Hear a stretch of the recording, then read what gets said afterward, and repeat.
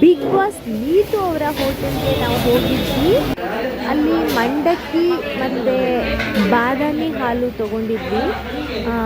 ಪರವಾಗಿಲ್ಲ, ಚೆನ್ನಾಗಿತ್ತು. ಮತ್ತು ಎಲ್ಲಿ ನೋಡಿದ್ರೂ ಅವ್ರ ಫೋಟೋಸ್. ಇದು ನೀತು ಘಮ ಘಮ ಹೋಟೆಲ್.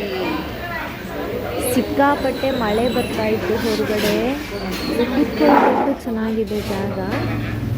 ಜನನೂ ತುಂಬ ಜನ ಬಂದಿದ್ದಾರೆ ಅಂತಲೇ ಹೇಳ್ಬೋದು.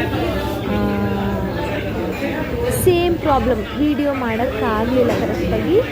ಬಜ್ಜಿನೂ ತೊಗೊಂಡು, ಆ ಬಜ್ಜಿಗೂ ಆ ಚಟ್ನಿಗೂ ಕಾಂಬಿನೇಷನ್ನು ಸೂಪರಾಗಿತ್ತು. ಸೊ ಮತ್ತು ಎಲ್ಲ ಕಡೆ ಹೋಟೆಲಲ್ಲೆಲ್ಲ ಫುಲ್ಲು ಅವ್ರು ಮಾಡಿರೋಂತಹ ವರ್ಕ್ದು ಫೋಟೋಸ್ಗಳೆಲ್ಲ ಹಾಕ್ಕೊಂಡಿದ್ದಾರೆ. ಸೊ ಕೂತ್ಕೊಳ್ಳೋದಕ್ಕೆ ಆರಾಮಾಗಿ ಚೆನ್ನಾಗಿದೆ. ನಾನು ಕೂಡ ಅವ್ರ ಬಿಗ್ ಬಾಸ್